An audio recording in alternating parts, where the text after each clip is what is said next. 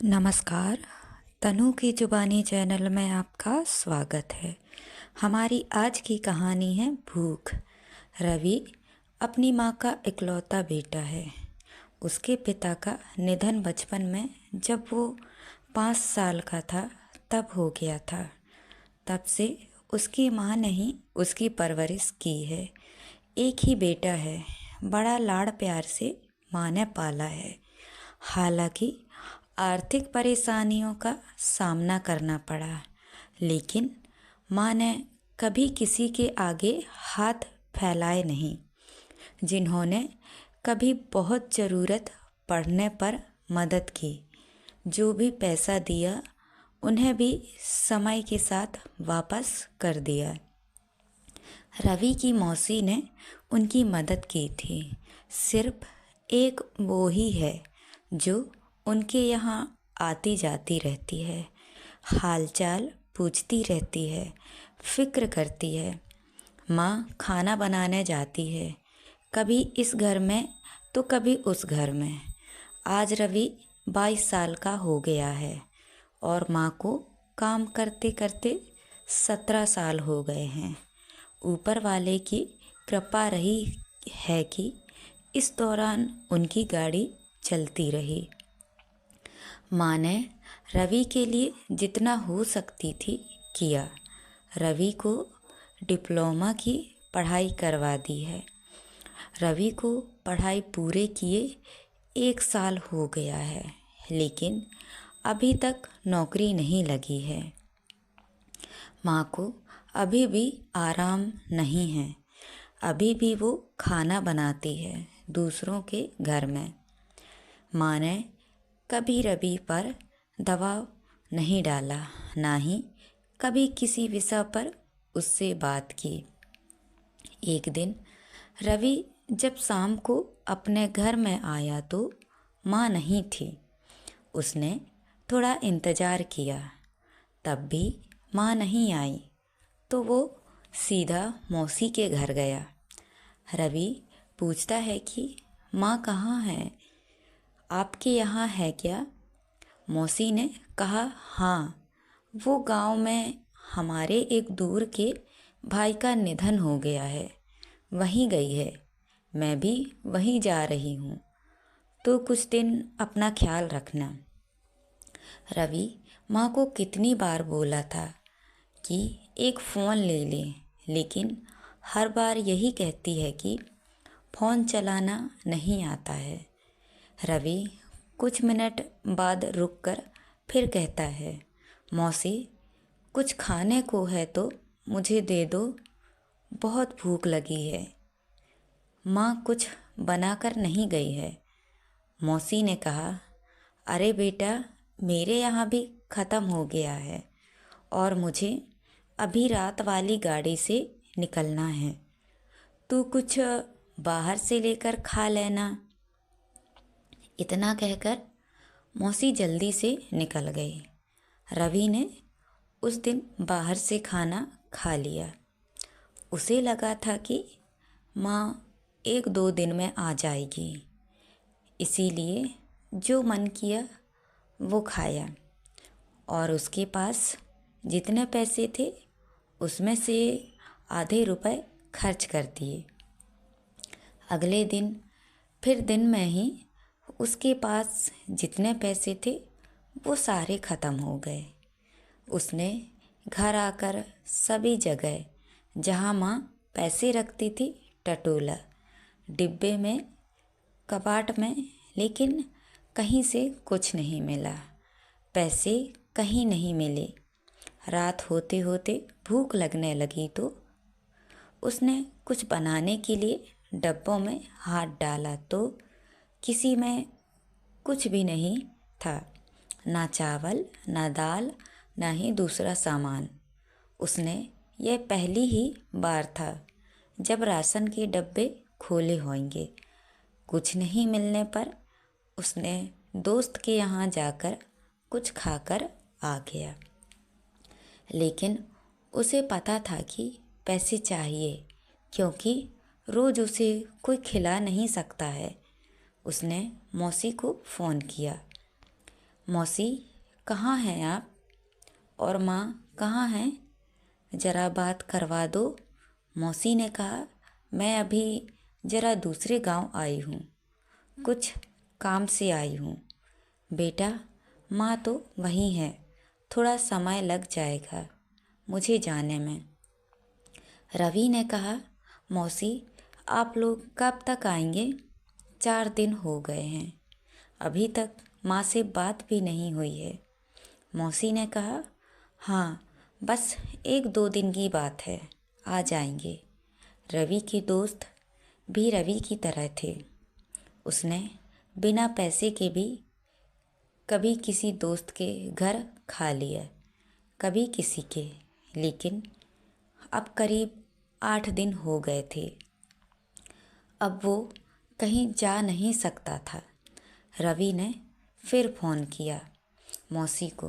रवि ने कहा, मौसी आप फ़ोन उठाते नहीं हैं, कहाँ हैं आप लोग? मुझे बताएं, मैं आ जाता हूँ। माँ ने भी कभी कुछ बताया नहीं। ऐसा भी कोई रिश्तेदार है किसी गांव में?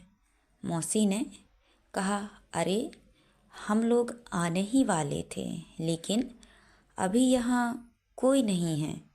हम लोगों को थोड़ा समय लगेगा, कुछ परेशानी हो गई है। रवि पूछता है, क्या परेशानी है? माँ तो ठीक है ना? मौसी ने कहा, तेरी माँ ठीक है, तो आप मेरी बात माँ से क्यों नहीं कराते हो? करवाती हूँ अब मैं पक्का करवाती हूँ, समय मिलने पर। रवि ने कहा, मौसी मेरे पास खाने का कुछ बचा नहीं है, पैसे भी नहीं हैं, कल शाम से कुछ खाया नहीं। आप पैसे थोड़े किसी को देने को कहो, माँ से बोलो। मौसी बोली, अच्छा तू एक काम कर, फ़ोन में केटरिंग वाले भैया का नंबर है, उनसे बात कर ले, माँ का नाम ले लेना।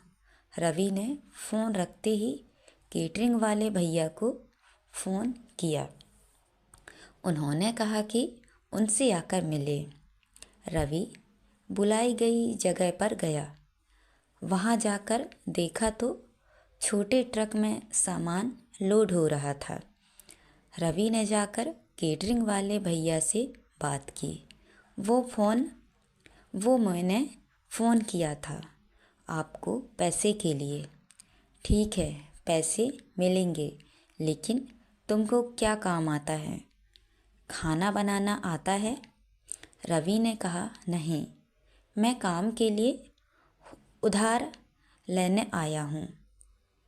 माँ को जानते होंगे आप, वो वापस लौटा देगी आपको। भैया बोले, अरे उधार नहीं मिलता यहाँ, अभी जाओ, मुझे काम पर जाना है, जल्दी है। रवि को लगा कि आज भी उसे भूखा सोना पड़ेगा। उसने सोचा, काम पर जाता हूँ, वहाँ खाना भी मिलेगा और पैसा भी। रवि बोला, अच्छा ठीक है, मैं काम करूँगा। भैया बोले, ठीक है, 1 दिन का 350 रुपये दूँगा। तुम्हें खाना बनाना आता नहीं, यह बर्तन लोड करो और वहाँ धोने और इनको बराबर लाने का काम तुम्हारा, ठीक है? समझ गए?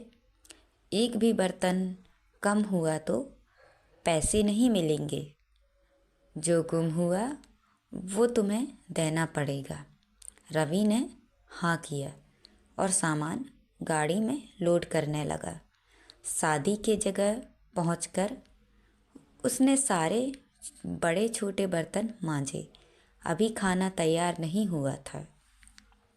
वो भूखा था, लेकिन काम करता रहा। वहाँ उसने काम करते सभी लोगों को देखा, महिलाओं को देखा। उसे लगा कि वो अकेला नहीं है। जैसे उन्हें देखकर उसने कुछ सीखा। शाम हो गई, खाना तैयार होते होते। उसके बाद भी खाना पहले मेहमानों को परोसना था। करीब रात 10 बजे उसने अपने लिए खाना निकाला। थाली भरी देखी तो उसकी आंखों से आंसू आ गए। पहला निवाला मुंह में लिया। एक अजीब सी शांति उसके अंदर आई। जो भूख की आग थी धीरे धीरे शांत होने लगी। बर्तन लोड करके अपनी जगह सभी वापस आ गए। रवि को 350 रुपये मिले। इन पैसों को लेकर वो घर गया। उस रात बिस्तर पर गिरते ही सो गया। पता नहीं चला कब आँख लग गई। सुबह उठकर वो तैयार होने लगा। अपनी सर्टिफिकेट की फाइल उठाई और घर से निकला नौकरी की तलाश में। पैसे थे लेकिन अब खर्च करने का मन नहीं कर रहा था, क्योंकि उसे पता चल गया था कि कितनी मेहनत से आया है। शाम को जब वो घर पहुंचा तो माँ घर आ गई थी। उसने देखते ही माँ को गले लगा लिया। माँ भी रोने लगी। कभी इतने दिनों तक दूर नहीं रही थी। माँ बोली, कैसा है? कहाँ गया था? खाना खाया कि नहीं? रवि ने कहा, ठीक हूँ। तुम्हारे लिए एक खुशखबरी है।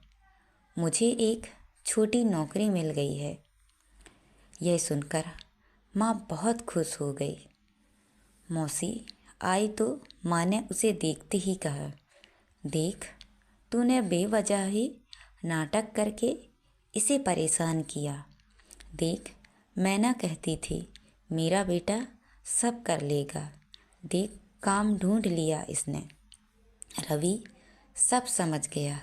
उसे पता चल गया कि मौसी ने यह सब क्यों किया।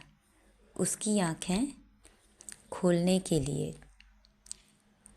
उसे यह बताने के लिए कि उसकी माँ ने कितनी मेहनत की है।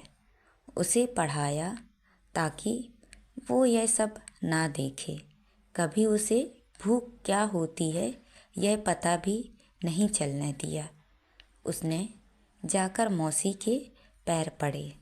मौसी ने कहा, बस मुझे तुम्हारी फिक्र थी, पर अब तेरी आँखों में यह आंसू देखकर मुझे संतोष मिला। तेरी माँ जहाँ काम करती थी वो भी छूट गया था। परेशान थी, तुझे बताया नहीं। इतने सालों से कभी पैसे नहीं मांगे, लेकिन मांगने आई तो मुझे लगा कि यह सब करना ज़रूरी है। रवि अब काम करने लगा। धीरे धीरे आगे भी बढ़ रहा है। माँ को उसने काम करने को बिल्कुल मना कर दिया है। मौसी के छोटे से नाटक से ज़िंदगी की उसे एक बड़ी सीख मिली है। तो दोस्तों, ये कहानी आपको कैसी लगी? लाइक और कमेंट करके ज़रूर बताएं और चैनल को सब्सक्राइब करना ना भूलें। तो मिलते हैं अगली कहानी में। बहुत बहुत धन्यवाद।